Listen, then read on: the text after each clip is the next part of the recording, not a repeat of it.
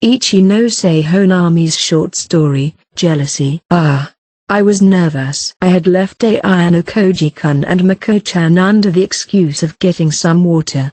Recently, I had gotten used to the 30-minute course and was sweating enough to get a sense of satisfaction, but now, strange sweat and a high heart rate. This wasn't normal. It wasn't a sudden illness or whatever. It was clear that it was because of the two of them. Mako-chan had said something odd. I tried not to remember in order to stabilize my breathing, but it was a pointless endeavor. I couldn't help but think back to what had happened earlier. I mean, you're kind of nice, Honami-chan. Mako-chan had whispered those words after glancing at both me and Ayano Koji-kun. It's probably nothing out of the norm, but did you notice you're dressed pretty boldly? I had been too busy thinking about other things to be concerned about my own appearance. I thought I'd just work out at the gym like I usually did and enjoy peace. So you didn't notice? Honami-chan? What is it? Oh, well, it's just that wearing that kind of outfit can be embarrassing when you're not used to it, right? I see. Mako-chan carefully conveyed her feelings. She likely thought that being direct about it would make it easier, but it had the opposite effect. Due to her gentle meddling, I now wanted to hide forever. That's why, for the past 30 minutes, I had solely been focusing on running on the treadmill. However, this was the situation that I currently found myself in. It's so embarrassing. I wanted to change out of this outfit immediately, but I couldn't. If I put on a modest shirt just because I was sweating a little, my intentions would be revealed. If the other person was naive enough, it could be different, but Ayano Koji-kun would certainly realize it. I suddenly found my throat dry. It may have only been a reason to escape, but I decided to hydrate myself. I've calmed down a bit. Drinking some cold water helped me regain my composure. Right. Let's do this. I just needed to focus on my gym training, and everything would be okay. However, as I returned to the crowded gym, my feet grew heavy. As I looked in the distance, Ayano Koji-kun and Mako-chan seemed to be having fun. It seems like their chat is taking off. I didn't know what they were talking about, but their conversation continued smoothly. Mako-chan's attitude was identical to when talking to a classmate. Was it because of the time she was together with Ayano Koji-kun during the school trip? They seemed to be getting along well, even though it was good for my friends to get along. I couldn't calm myself as my heart felt uneasy. It felt like some sort of vile emotion was clinging to me. My feet, which should have felt heavy, were light again. The feeling of being chained had vanished. Rather, I wanted to quickly get rid of this uneasiness in my chest. I couldn't think of anything else. I guess I'm a little weird after all, but I'll get through this today. I took a deep breath, as if to push myself forward, and then, I decided to go back to the two of them as my usual self. Kushida Kikyo's short story, like hell I'd join. I thought I had just been called out to the hallway, but she wanted me to join the student council, and to top it off, with Horakitu as the student council president, I'd be working under her?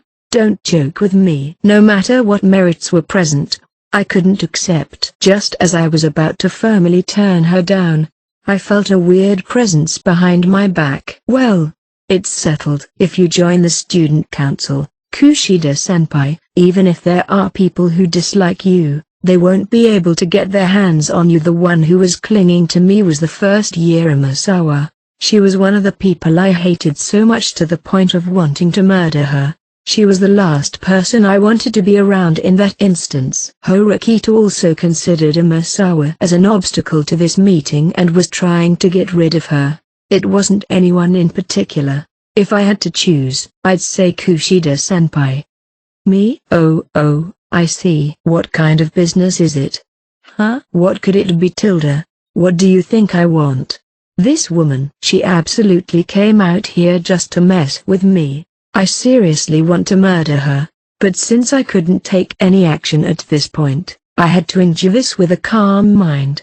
Besides, Ayano Koji-kun was here. No, it didn't matter if he was here or not. I felt an incomprehensible emotion for an instant, so I pushed it down and forced it away. While Amasawa continued to participate in the conversation, I continued thinking of a way to get out of this. I'm sorry.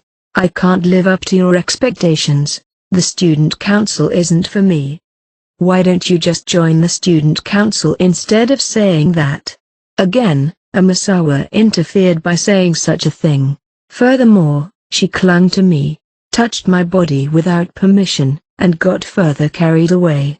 She even touched my cheeks, but, knowing there were other people there, I had to keep smiling. Kushida-senpai is kinda pretty, has a kinda nice figure, and is kinda smart, right? I couldn't do this anymore. I was at my limit. Hey, if we're going to keep talking, can we change the location, please? If we didn't change locations, it might have resulted in me ending Amasawa's life immediately. After my desperate plea, Horikita seemed to understand and agreed. Oh my god, why do I have to spend my time around people I hate? I absolutely won't join the student council. Let's just get this over with so I can go home. I vowed that to myself while I continued building up stress. Himeno Yuki's short story. A boy I don't really understand. On the night when I was doing karaoke with Kanzaki-kun, I was stuck around in Kiyaki Mall until late. Ayano Koji-kun, who was passing the time in a similar fashion, called out to me.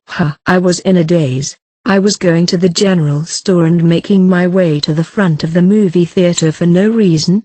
I answered why I had remained in the mall until late at night, and mentioned whatever came to my mind. Since we're both here, if you'd like, do you want to head back together? I couldn't say that I understood my classmates, but Ayano Koji-kun was even more of an unknown. That was why I thought it would be good to understand what kind of person he was, even if only a bit. Talking to people certainly wasn't my forte, and I didn't like it either.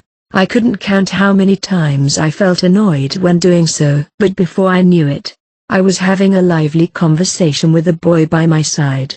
It wasn't like I was attracted to him as a member of the opposite sex. I just got the feeling that our wavelengths saw something matched, but I didn't really know the reason. He was just a boy that was hard to understand. I realized that I couldn't do anything compared to what I had imagined. I had this groundless confidence that I was doing something amazing by picking up that Ichinose-san was in danger. Unlike those around me who failed to notice, I feel like I was humbled. I would have been angry if someone else had said something like that to me, but his words genuinely stuck with me. I'm sorry for saying something so negative. That isn't something you need to apologize for. Rather, what you said was correct. While I thought it would be better to be more honest with myself beside him, I was still scared. Someone like that wouldn't be me though. I felt like I would become a different existence entirely. I thought it would be easier to do something amazing. Taking action is difficult. Everyone feels that way. Even Ichinose and I find it difficult to take action. We're currently looking for the correct way forward, but as is, I'm losing faith that continuing with Kanzaki-kun and Hamaguchi-kun would make things better. Being hesitant isn't a bad thing. However, it's not a problem that can be solved if you do nothing. That's true. It's valid reasoning, but I didn't know if the efforts we were putting in to change the class were moving in the right direction. Yes, but even though I started moving to save the class, I can't help but feel like invisible gears are slowly starting to go away. What I was feeling was that the situation would get even worse than it was then. I wanted to think that it wasn't going to be like that, but I didn't have the evidence I needed to feel at ease. I hope that my anxiety is just due to me overthinking. Ichinose Honami's short story, I Must Move Forward. Last night, I was laying in bed thinking until I fell asleep around midnight. I woke up a bit after 5 a.m. I only slept for 5 hours. I usually get 7 or 8 hours of sleep. Maybe it was because I was thinking too much. I had a meeting with Ayano Koji-kun at 10 a.m. at Kiyaki Mall. I considered going back to sleep, but I didn't feel like indulging my favorite pastime, sleeping in, today. When I closed my eyes, the only thing that came to mind was what was going to happen from then on. Since yesterday, when Ayano Koji-kun had asked to meet, my heartbeat had been rising. Though I knew this wasn't really a boyfriend-girlfriend sort of date. Ayano Koji-kun already had someone special to him. And I was just someone from his year. So there must have been another reason for him to invite me out, but it wasn't necessary to ask. I guessed that it had to do with me quitting the student council. Nagumo-senpai had ordered me to keep quiet, but rumors had already begun to spread. The rest of the class must have been curious as to why I quit the student council. I continued to think of things like that while I shifted from left to right in my bed. Then, after some great efforts, at around 9:30, I began to reach the limit of my staying idle in my room. The forecast called for rain in the afternoon, so I grabbed my umbrella. I then walked slowly towards Kiyaki Mall, avoiding contact with as many people as possible.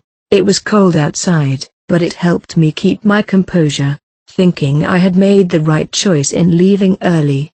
I arrived at the meeting location and started to make mental preparations for when Ayano Koji-kun would arrive.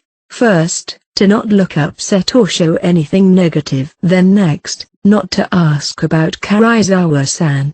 And finally, not to show any peculiar emotions. I am Ayano Koji-kun's friend. Yeah, I'm fine. It'll be fine. I clenched my umbrella as I believed this. The reason I decided to meet with Ayano Koji-kun today is to move forward. I had to be prepared to move forward. Good morning, Ayano Koji-kun. I called out to him as he walked towards me. By the end of the day, I'd forget everything. I kept that feeling hidden in my heart. There were also 2 special short stories released outside of past volumes. One was an additional Y24.5 SS. The other was a special anniversary volume that took place after Y2V8. I hope you enjoy these as well. Yujutsu Second Year V4.5 SS, Sakeonagi Arisu-Sakeonagi's Unexpected Assessment. I stood up after seeing Ayano Koji-kun returning back inside the ship, escaping the eyes of the third-year students. Showing himself here has to be a coincidence, I think, but that's also why it was the perfect opportunity to meet each other as well. But before leaving the scene, I moved my attention to Nanase Tsubasa. There was a chance there were students from the White Room among the first-year students, but it seems I can remove her from the list. Ayano Koji-kun seems to trust her as well, or fufu, though the word trust is overselling it. Taking the White Room's environment into account, there is no way Ayano Koji-kun has anything close to those feelings, whether she was a White Room student or not. Just leaving her close by wouldn't be a hindrance. He probably thinks that's all there is to it, and in order to get information about the first-year students, it was a fact you had to get intimate with one. In that sense, Nanase-san was a crucial piece for him. Right before passing by her, I checked her figure again. I could see that she didn't put her high stats in athleticism in the OAA to shame with her toned arms and legs. Those parts representing her femininity were well developed, and based on her sitting posture, she must have had a good upbringing. Maybe that is why boys would want to keep her close by, rather than due to her abilities. Then I took a peek at her lunch, a sandwich and a carton of milk. It was a balanced, light and quick meal. A good choice. You wouldn't think she was a first-year student from looking at her body and how little she ate. As I figured, she wasn't just talented in school, but was also blessed with a body from birth. You'd better treasure those talents of yours. Even though so many want to be talented, that they had Nanase's body proportions, to many girls, that would be a wish that would never be fulfilled. My thoughts ended up drifting off in a strange direction. How unlike me. Well, let's chase after Ayano Koji-kun now then. Based on this situation, I could more or less guess where he had to be now. Even if I, for some unlikely reason, read it wrongly, Finding him on this ship itself wouldn't be so hard if I just made some calls. I had my own kind of weapons. In order to get Ayano Kuji-kun to become my opponent, this was nothing but a minor inconvenience in the end. Yujutsu Second Year V8SS Anniversary Special, Sato Maya at the corner of the front stage. The second night of the school trip. After dinner, I had to fulfill my promise to take a public bath with Sado. There is still a bit of time left, but there wasn't enough time for me to go back to my room and rest. So, I took a walk around the hotel to pass the time. I was walking from the cafeteria to the lobby. Nomura, a boy from Ryun's class, brushed past me with a grim look on his face. What kind of trouble was he in? Thinking this, I walked in the direction Nomura came from. I didn't have to walk long before I saw Sato, who had the same grim expression, leaning against the wall. "What are you doing here? Ayano Koji-kun. What a coincidence." She gave off a feeling that she didn't want to meet me here, but then she immediately pretended to smile calmly and approached me. Could it be that Ayano Koji-kun ran into Nomura-kun? Yeah, I'm a little concerned by his appearance. I see. Did something happen? Then, Sato didn't answer with a puzzled look on her face. The main culprit for this dignified atmosphere is probably in the question I raised. A guess flashed through my head that she had done something to arouse resentment. He said, "If I don't have a boyfriend, I should go out with him." I had already gotten the information that the topic of love would increase during the school trip. It seems that not only Sado, but similar incidents have happened in many places. I see. What should I say? At least, I couldn't say anything unkind in this situation. During the course of my school life, my understanding of love became more and more sophisticated. I often hung out with guys on my days off. One of them was Nomura-kun. It started about 6 months ago.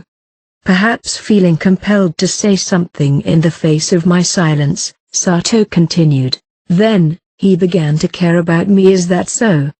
Since Sato once said she liked me, it's understandable that it's inevitably a little awkward to talk about this now. But for her, this is a good opportunity to start a new relationship. At least it would be possible to determine what had happened between Nomura and Sato. If the other party does not want to start the conversation in depth, I should also respect that and not ask too much. I might be in the way. After answering this, I decided to leave. Wait a minute. If it's convenient, can I take a moment of your time? If you're okay with it, Ayano Koji-kun. I have less than 10 minutes before my appointment with Sado, but he won't complain too much if I'm little late, right? I'll just send him a message to go into the bath first. Is it okay for me to stay here? Yeah, it's not a serious topic. After that, Sato looked like she was hesitant to say anything again. Is there something she can't talk about? I watched her silently from the sidelines, not urging her on. Actually, after about a minute of silence, Sato, who had collected her thoughts, spoke up. Just now Nomura-kun called me out, the one who was here and said something to me. Flow-wise, what happened next I can surmise without explanation. I don't know much about Nomura, but at least his behavior is not bad. Judging from the values on OAA, he is slightly less capable, but his appearance should get an average rating. Assuming Sato is not dissatisfied with his ability, the only thing left is whether he is to her liking or not. Seeing your gloomy face, did you reserve your answer, or is it a rejection? At this point in the conversation, I couldn't help but speak up. Even if it is a bit in-depth, it is more natural to ask about the situation at this time. But hey. Sato pouted and whispered. She just looked up and met my eyes, and then immediately looked away. I like you, Ayano Koji-kun. It's not like I didn't notice, but I didn't expect her to speak up again. No, it can be interpreted as the situation of the moment, and go along with it. Of course, I didn't mean to get in the way of Kei-chan. Although there is no, but it's like, my feelings will not easily change, Something like that. The one you like is already with someone else. The arrows of love that are scattered around are crossing each other's minds every day, and it's not just now. This is not an uncommon sight, as you can see by living a school life. So I said sorry to him and rejected him. Is that so? Some of the girls in our class have been confessed to many times. But the feeling of regret for him was even stronger. This is the so-called guilt, right? The one who speaks up and refuses also has to spend energy as well as bear the mental burden. I know it well. Nomura-kun said we should play together next time, but I didn't show my usual confidence. For the confessor, failure does not mean the end. Tomorrow and the day after tomorrow, we will continue to live in school. There are countless opportunities to meet. Ugh. No. No. No. This is not okay. Sato held her head and shook it vigorously from side to side. Let's put it this way. Let's say it's Ayano Koji-kun's fault. Huh? Because that's how it is. I fell in love with Ayano Koji-kun, which caused the current situation. Otherwise, I might have dated Nomura-kun. I see. Is that really a possibility? Maybe. In this way, if Sato can move forward bravely, I will accept this statement for the time being. Speaking of which, I didn't expect to be seen by Ayano Koji-kun. I'm sorry, it's okay. It was just a coincidence. As soon as she finished speaking, Sato showed an embarrassed and shy expression, and patted my arm lightly. You're not talking to Kei-chan, so she's very upset right now. I suggest you contact her before you get scolded. Then, bye. So embarrassing. Saying that, Sato left the scene as if she was running away, as fast as she could. After that, I had an appointment to meet with Sadu, so I will wait until later to contact Kei. After parting ways with Sato, I decided to go to the public bath. Diamond. Hi all, Skywish here.